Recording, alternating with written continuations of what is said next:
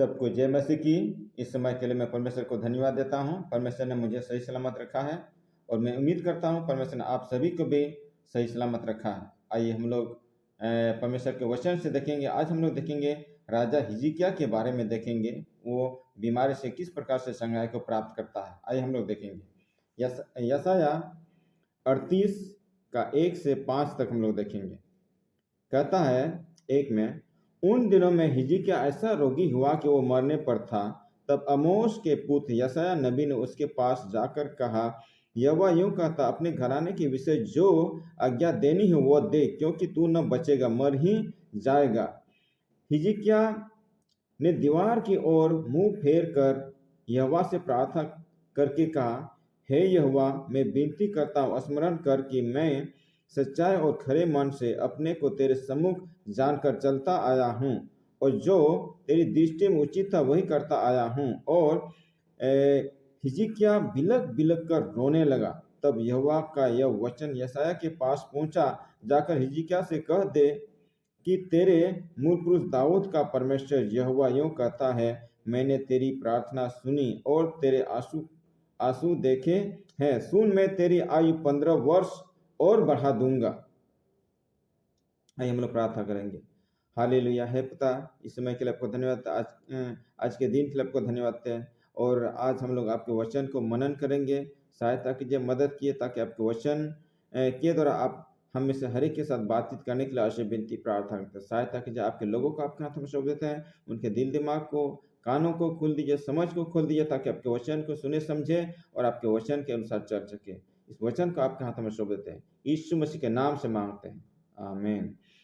हाँ प्रियो, यहाँ पर हम लोग देखते हैं कि उन दिनों में राजा हिजकिय्याह बीमार पड़ गया, और जब बीमार पड़ गया तो परमेश्वर ने यशायाह नबी को हिजकिय्याह के पास में भेजा और उसको बोला, जा करके तुम उसको बता दो, ये जो राजा हिजकिय्याह बीमार पड़ा है वो मर जाएगा। इसलिए जो कुछ वो राजा हिजकिय्याह अपने परिवार को कुछ बोलना चाहता है तो वो बोल दे, क्योंकि वो बचने वाला नहीं है। ये बातें सुन करके हिजकिय्याह वो अंदर में घुसा, रूम के अंदर में घुसा, दीवार की और मुंह फेर करके यहोवा से प्रार्थना करके कहा, परमेश्वर से प्रार्थना करने लगा, हे परमेश्वर, मैं विनती करता हूँ, स्मरण करके मैं सच्चाई और खरे मन से अपने को तेरे सम्मुख चलता आया हूँ और जो तेरी दृष्टि में उचित था वही करता आया हूँ। हाँ प्रियो, यहाँ पर राजा हिजकिय्याह परमेश्वर से बोल रहा, परमेश्वर, मैं आपका बात को मानते आया हूँ और जो तेरी दृष्टि में, जो आपके नजर में अच्छा था, मैं वही करते आया हूँ। और वो बिलक बिलक करके रोने लगा। हाँ प्रियो, सच में कई बार जब हम लोग मुसीबत में पड़ते हैं तो हम लोग परमेश्वर को याद करते हैं, लेकिन यहाँ पर राजा हिजकिय्याह वो बोलता, परमेश्वर, याद कर, उन दिनों को याद कर जब मैं ठीक था, जो तेरी दृष्टि में अच्छा था मैं वही करते आया हूँ। मैं आपके बातों को, आपके साथ साथ में मैं आपके आज्ञाकारी था और जो तेरी दृष्टि में अच्छा था मैं वही करते आया हूँ। और वो बिलक बिलक करके रोने लगा और बिलक बिलक करके रोने लगा। तब ये यहोवा ने, परमेश्वर ने यशायाह को फिर उसके पास ये वचन पहुंचता है, जा करके राजा हिजकिय्याह को कह दे कि मैंने तेरी विनती प्रार्थना को सुना है, मैंने तेरा प्रार्थना को सुना है, मैंने तेरा आंसू को देखा है। और कहता है कि तुम्हारा परमेश्वर, 5 में कहता है, जाकर हिजकिय्याह से कह दे कि तेरे मूल पुरुष दाऊद का परमेश्वर यहोवा यूं कहता है, मैंने तेरी प्रार्थना सुनी और तेरे आंसू देखे हैं। सुन, मैं तेरी आयु 15 वर्ष और बढ़ा दूंगा। हाँ प्रियो, जब राजा हिजकिय्याह ने प्रार्थना किया तो परमेश्वर ने उनके आंसुओं को देखा, उनके विनती प्रार्थना को देखा।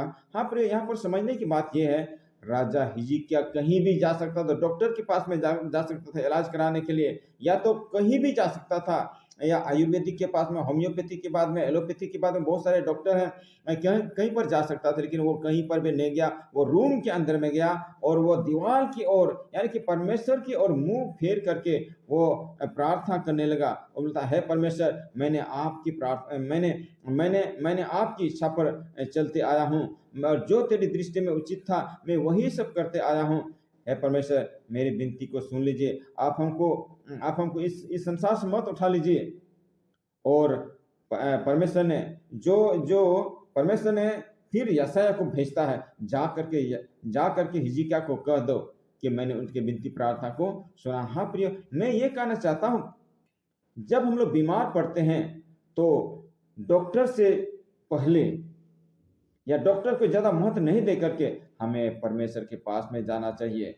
प्रियो, यहाँ पर अगर वो हिजकिय्याह डॉक्टर के पास में जाता तो वो ठीक होता कि नहीं होता, इसका गारंटी नहीं है। लेकिन वो परमेश्वर के पास में गया तो परमेश्वर ने उसका विनती प्रार्थना को सुना और 15 वर्ष और उसका आयु को बढ़ा दिया। बोला कि तुम नहीं मरोगे, तुम्हारे बाप दादा के परमेश्वर ने, तुम्हारे मूल पुरुष के परमेश्वर ने तुम्हारे विनती प्रार्थना को सुन लिया, तुम्हारा आयु को बढ़ा दिया। हे प्रिय, मैं ये बताना चाहता हूँ, जब हमें मुसीबत होता, बीमारी होता, कुछ भी समस्या होता है, हमें सबसे पहले परमेश्वर के पास में जाना चाहिए। अगर हम मनुष्य के पास में जाएंगे, वो हमारी विनती प्रार्थना को सुनेंगे कि नहीं सुनेंगे, उसका गारंटी नहीं है। लेकिन जब हम परमेश्वर के पास में जाते हैं, वो हमारी विनती प्रार्थना को सुनेंगे तो सुनेंगे। हाँ प्रिय, कई बार ये मैं अपने लोगों को ये बोलता हूँ कि जब आप डॉक्टर के पास में जाएंगे, आप ठीक हो सकते हैं कि नहीं हो सकते हैं पता नहीं, लेकिन जब परमेश्वर के पास में जाएंगे तो आप ठीक होंगे तो ठीक होंगे। कई बार आप डॉक्टर के पास में जाते हैं लेकिन फिर भी ठीक नहीं होता, लेकिन इसलिए हमें परमेश्वर के पास में, हाँ प्रिय, यह बोला जाता है दवा और दुआ, यानी कि दवा भी और दुआ भी। और यहाँ पर हिजकिय्याह केवल दुआ से वो ठीक हुआ। हाँ प्रियो, इस वचन से, इस कहानी से हम लोग यही सीखते हैं कि जब दुख, मुसीबत, समस्या कुछ भी होता है तो हमें सबसे पहले परमेश्वर के पास में जाना चाहिए। वो राजा हिजकिय्याह अंदर में गया, दीवार के मुंह फर करके वो गिड़गिड़ा करके, बिलक बिलक करके रोने लगा और बोला, हे परमेश्वर, मैं तो आपकी इच्छा पर चलता आया हूँ, मैं जो तेरी दृष्टि में उचित था, जो सही था, मैं वही करते आया हूँ। तो उसने भी याद किया, हाँ ये मेरा आदमी है, ये मेरी इच्छा पर चलता था। हाँ प्रियो, इसीलिए ये कहानी से हमें यही सीख मिलता है कि हमें परमेश्वर की इच्छा के अनुसार जाना। आइए हम लोग प्रार्थना करेंगे।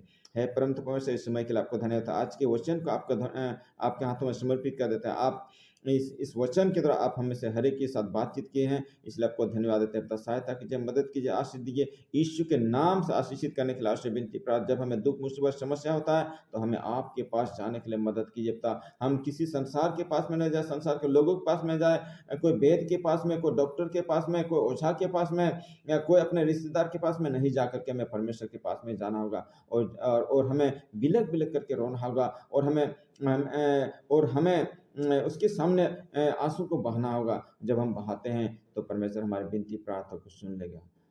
यीशु मसीह के नाम से मांगते हैं, आमीन।